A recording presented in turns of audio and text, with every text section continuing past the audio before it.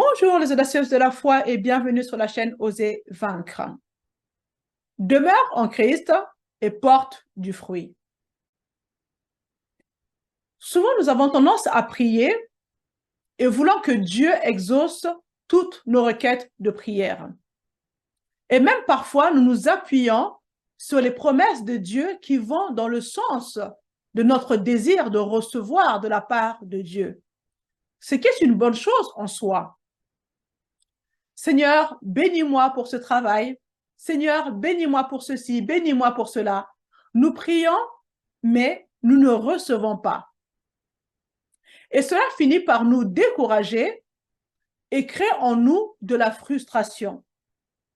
Et par la suite, l'incrédulité commence alors à nous gagner et nous commençons à douter des promesses de Dieu et de sa fidélité.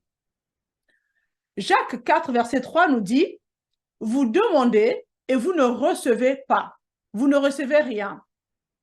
Ce que vous demandez mal. Vous demandez seulement pour satisfaire vos désirs mauvais. » Amen. Vous êtes-vous déjà demandé ou posé la question « Pourquoi je ne reçois rien lorsque je prie ?» Alors même que vous vous appuyez sur une promesse de Dieu qui correspond à votre situation. Est-ce que ça te parle, ma sœur? Moi, personnellement, je l'ai vécu ça. Nous lisons beaucoup de promesses dans la Bible qui, en résumé, nous montrent que Dieu a beaucoup de choses pour nous. Et pourtant, nous ne les voyons pas toujours dans nos vies. Pourquoi? Quelle en est la raison? Dieu a-t-il changé? Est-ce que Dieu a changé d'avis? Est-ce que Dieu est menteur? Est-ce que les conditions pour obtenir ces promesses ont changé?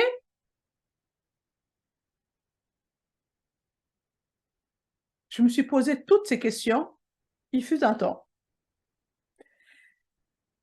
Et je sais que beaucoup d'entre vous se trouvent encore à ce stade. Et c'est pourquoi j'en parle aujourd'hui.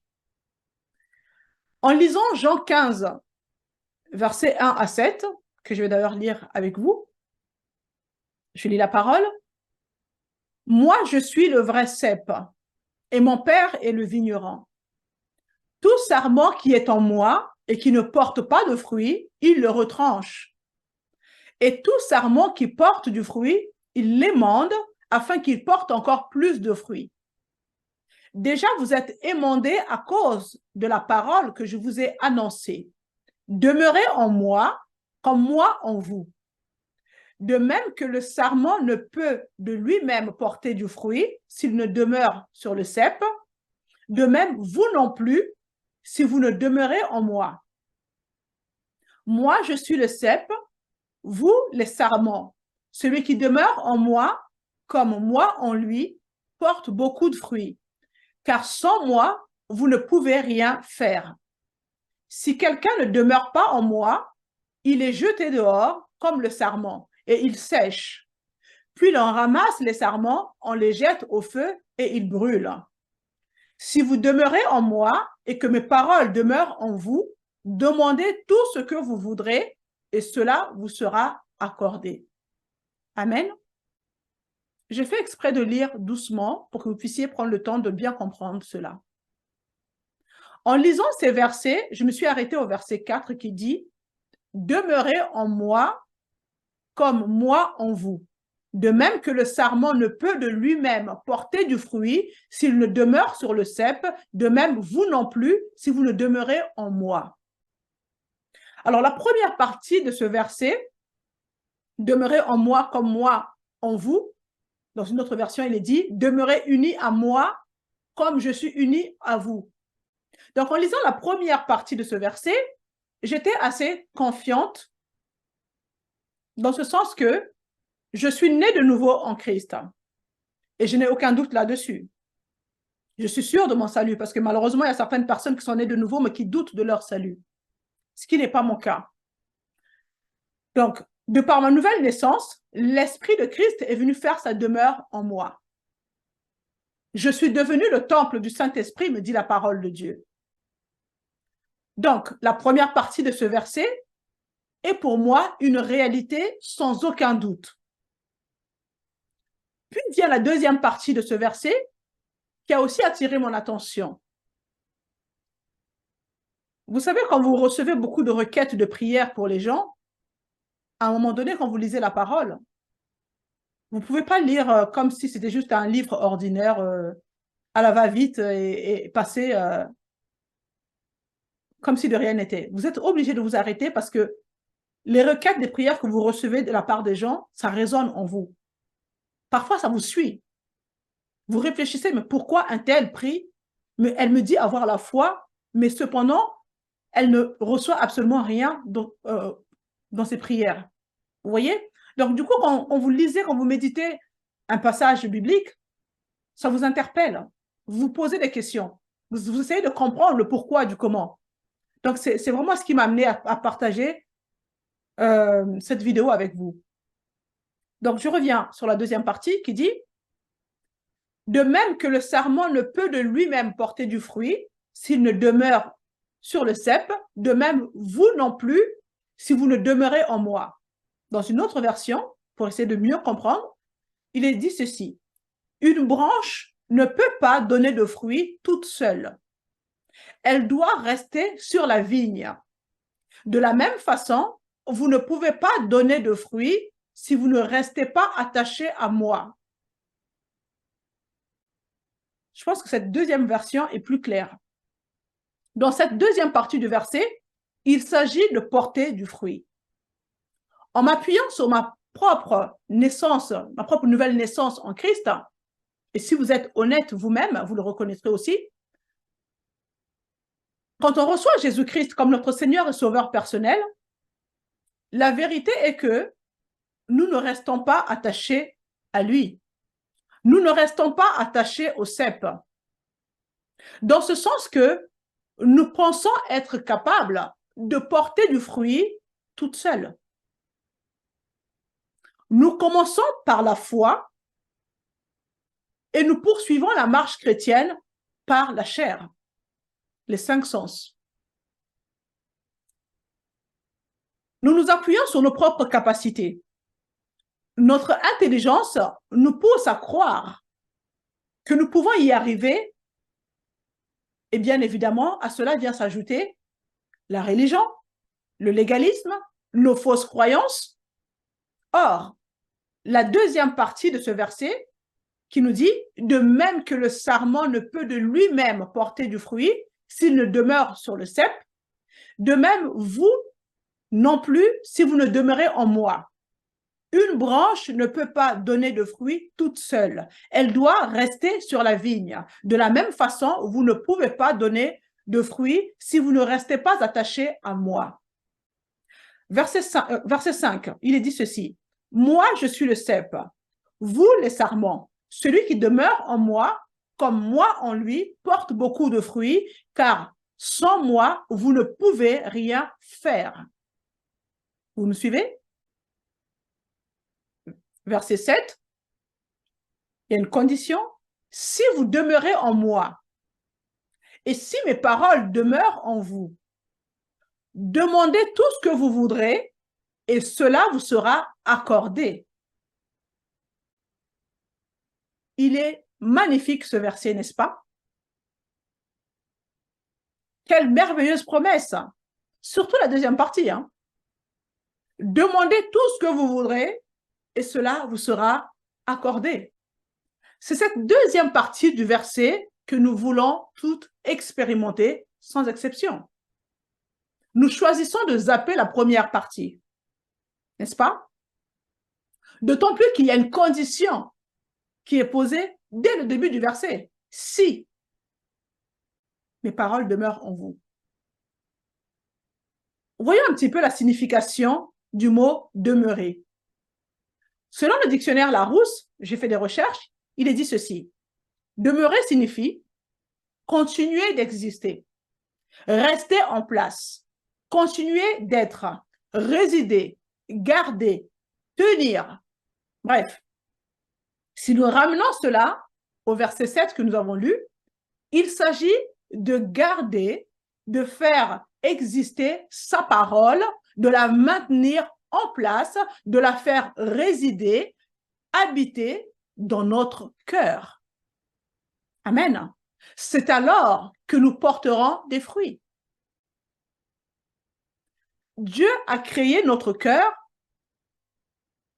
pour que nous puissions y semer sa parole, qui est une semence incorruptible. Votre cœur est votre jardin privé. Tout ce que vous voulez vivre venant des promesses de Dieu, vous devez absolument les semer dans votre cœur au préalable. Ma sœur, ce que tu sèmes dans ton cœur, c'est ce que tu récolteras. Amen. D'où l'importance de renouveler vos pensées.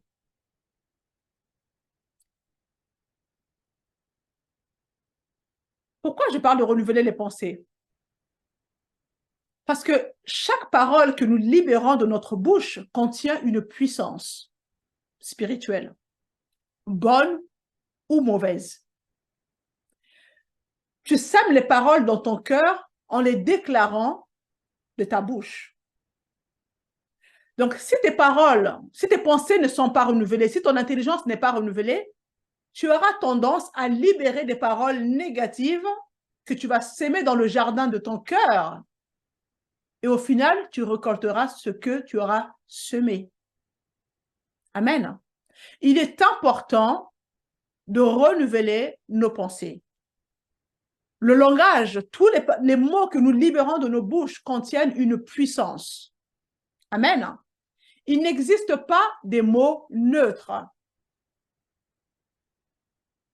Raison pour laquelle Proverbe 4, 23 nous dit « Par-dessus tout, surveille ton cœur, car il est la source de la vie. » Alors, ma sœur, quand tu passes ton temps à libérer les paroles négatives, ça ne marche pas. J'en ai marre. Tout ce que je fais ne réussit pas. Je vais d'échec en échec, etc., etc. Quand tu n'as que la négativité dans ta bouche, qu'est-ce que tu es en train de semer? Qu'est-ce que tu sèmes dans le jardin de ton cœur? Tu sèmes des choses négatives et cependant tu pries, tu t'attends à recevoir quelque chose de la part de Dieu. Mais dans le jardin de ton cœur, qu'est-ce que tu as semé? C'est là la question. Pose-toi la question. Qu'est-ce que je sème au quotidien dans mon jardin? Est-ce la semence de la parole de Dieu qui est incorruptible ou des mauvaises graines que je sème et par la suite, bien évidemment, j'ai beau prier, il ne se passe rien. J'ai beau jeûner, il ne se passe rien. Pourquoi? Parce que tu ne peux pas récolter des bonnes choses alors que tu as semé que de mauvaises choses dans le jardin de ton cœur. Garde ton cœur plus que toute autre chose, car de lui viennent les sources de la vie, nous dit la parole de Dieu. Amen. L'exaucement de tes prières découle de ta relation avec Dieu. Dieu veut une relation personnelle avec toi. Le christianisme n'est pas une religion. Amen. Le christianisme n'est pas une religion. C'est une relation personnelle avec la personne de Jésus-Christ. Nous voulons vivre les bienfaits de notre salut. Nous voulons expérimenter les promesses de Dieu. Mais cependant, nous négligeons la personne qui est censée nous exaucer. Nous devons absolument privilégier la relation avec Jésus-Christ. Demeurer en lui, restons attachés au cep pour pouvoir porter du fruit. La parole dit que toutes les promesses de Dieu en Jésus-Christ sont oui et amen. C'est ça le désir de Dieu. C'est le cœur de Dieu pour nous. Toutes ces promesses que nous lisons dans la Bible en Christ Jésus sont oui et amen.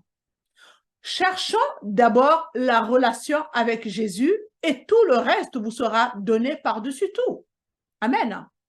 Est-ce que vous commencez à comprendre pourquoi certaines de nos requêtes de prière restent stériles, sans réponse? Demeurer en Christ constitue le secret d'une vie de prière réussie. Amen. Plus nous vivons en communion avec le Seigneur, plus nous apprendrons à partager ses pensées. Plus nous le connaîtrons par sa parole, plus nous comprendrons également sa volonté. Plus notre volonté se soumet à la volonté de Dieu, plus nous serons certaines de l'exaucement de nos prières. Amen. Soyez déterminés dans les choses de Dieu. Ne soyez pas tièdes. Dieu dit, si tu es tiède, il te vomira. Amen. La parole de Dieu, c'est la vie pour nous. Ce que nous vivons dans ce monde est temporaire. Lorsque nous lisons 1 Jean chapitre 2, verset 17, il est dit, « Le monde ne dure pas, et les mauvais désirs ne durent pas non plus. Mais celui qui fait ce que Dieu veut, celui-là vit pour toujours. » Je lis ce même verset dans une autre version. Le monde est en voie de disparition, ainsi que ses motivations. Mais la personne qui fait la volonté de Dieu vit pour toujours. Amen. Ne vous laissez pas happer par les distractions de ce monde. Soyez transformés par le renouvellement de votre pensée. Je termine ce partage par ce verset que nous avons lu précédemment où il dit « Si vous restez attachés à moi », c'est Jésus qui parle. « Si vous restez attachés à moi et si mes paroles restent en vous, demandez ce que vous voudrez et cela vous sera accordé. » C'est ce que nous désirons. La majorité d'entre nous, nous voulons être exaucés dans nos prières. Et là, Jean 15 nous montre la clé. Nous devons rester attachés au cep. Le cep, c'est Christ. Nous devons demeurer en lui. Il ne s'agit pas simplement de le recevoir comme Seigneur et Sauveur personnel et par la suite essayer de faire des choses par notre intelligence, essayer de faire des choses par nos 5 sens, essayer de faire des choses par le légalisme qui est malheureusement imposé dans certaines églises, la religion. Amen. Si nous fonctionnons de la sorte, bien évidemment, on ira de frustration en frustration. Toutes les promesses de Dieu en Jésus-Christ sont oui et amen. Donc, ce n'est pas lui qui bloque l'exaucement à nos prières. C'est notre propre incompréhension qui bloque l'exaucement à nos prières. Nous devons nous devons demeurer en Christ et faire en sorte que sa parole demeure en nous. La parole, ce n'est rien d'autre que Christ lui-même. Christ est la parole.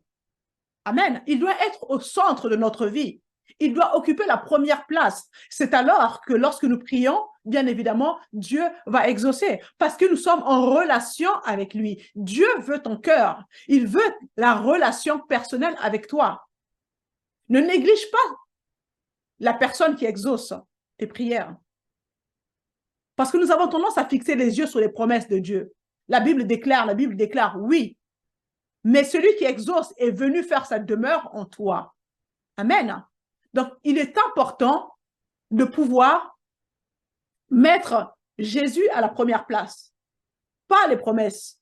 Parce que les promesses vont découler directement de ta relation avec lui. Amen. J'espère que cela vous a béni. Pour moi, c'est toujours un plaisir de partager la parole de Dieu. C'était une petite méditation que j'ai partagée avec vous parce que cela m'a fait réfléchir en lisant le livre de Jean chapitre 15. Je vous invite également à partager cette courte vidéo pour pouvoir encourager aussi les autres. J'espère que ça aidera certaines d'entre vous à mieux